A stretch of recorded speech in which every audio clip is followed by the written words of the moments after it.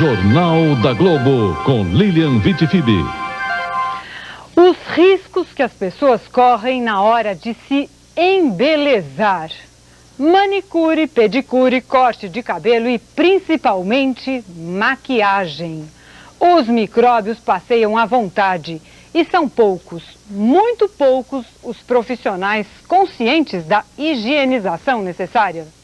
Na era da AIDS, nem as modelos mais badaladas, nem os maquiadores mais caros parecem dar importância a cuidados simples que evitariam doenças às vezes incuráveis de pele ou de cabelo.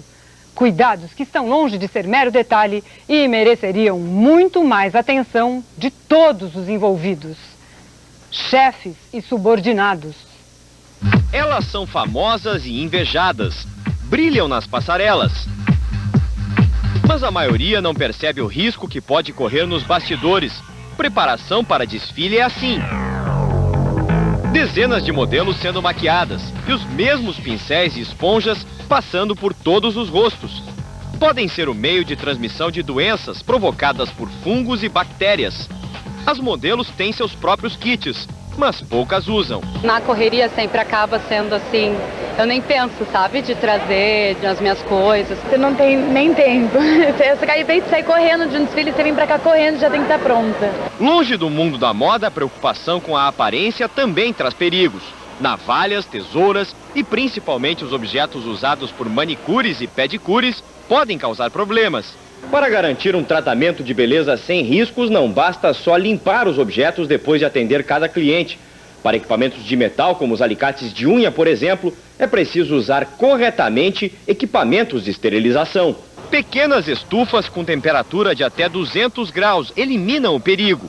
Mas em muitos salões, a esterilização é feita num tempo menor que o recomendado.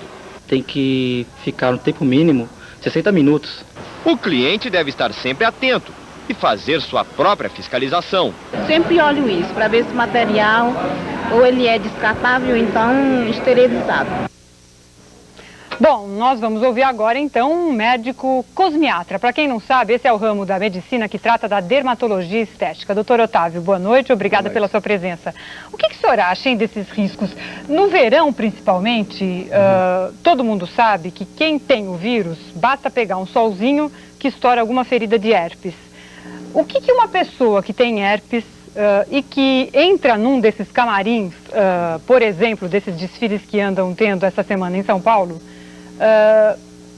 faz na hora de passar a esponja de pó de arroz no rosto e emprestar para o colega? Tudo depende da fase em que esse herpes esteja. A grande fase de contaminação é quando você vê as bolinhas, as vesículas, que tem o líquido com os vírus muito ativos. Mas isso os leigos não sabem. Então, cada modelo deveria ter seu próprio kit e nesta fase, que é a mais de contaminação, evitar, logicamente, o uso de material que seja para todas as pessoas. E como a gente viu na reportagem, aparentemente os profissionais da moda, os próprios maquiadores, também não dão a menor bola para esse problema, né? Não estão sequer informados do assunto, aparentemente. É importante que se saiba que o contágio é mais direto. Depois de 15, 20 minutos, os materiais que entrarem em contato com esse vírus praticamente já está meio inativado. Então, o contágio é pessoa a pessoa ou objeto que entrou em contato com essas vesículas, em seguida vai contaminar uma outra que esteja predisposta. Depende um pouco da defesa, da imunidade desse outro indivíduo e, eventualmente, uma ferida ou um pequeno corte. Ah, quer dizer, 15, 20 minutos em meio ambiente, o vírus... Esse vírus do herpes, normalmente, teoricamente, já deve estar inativado. E outros materiais, por exemplo, eu sei que na sua experiência pessoal, são comuns os casos de micose por causa de alicate? Isso, a contaminação pelos fungos, então lixas... Lixa também? Lixa também, então deve ser descartáveis. Os materiais que são cortantes, para retirar cutícula, pequenas tesouras, devem ser esterilizados normalmente como instrumento cirúrgico, porque são cortantes. Então o que realmente mata todos esses micro-organismos é o calor pela estufa, o calor úmido. Então, normalmente os fungos são de fácil proliferação porque eles gostam de ambientes quentes e úmidos. Então é fácil nós vermos determinadas micoses das unhas ou mesmo na pele ou no cabelo por contaminação de objetos contaminados pelos fungos. E no caso dos homens, a navalha e aquela maquininha da nuca?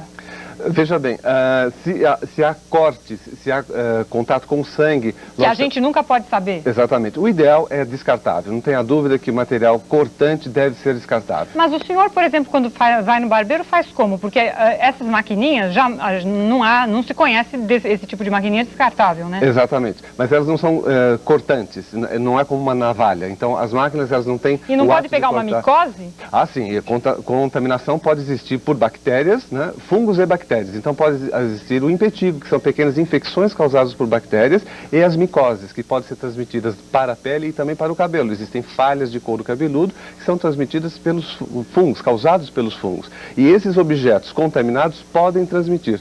Com certeza, a higiene é obrigatória, lavar-se os objetos, esterilizá-los e a lavagem das mãos também, porque a contaminação Por pode exemplo, ser de pessoa no a caso pessoa. dos materiais metálicos, a gente também viu na reportagem, é necessária aquela esterilização com equipamento Se estufa, calor úmido. quase hospitalar. Com certeza. No caso de uma esponja de maquiagem, basta uma água e sabão? O álcool é suficiente? Água e sabão, normalmente Água e sabão. água e sabão. E o ideal seria cada um ter o seu próprio kit individual para que não se corra esse tipo de contaminação.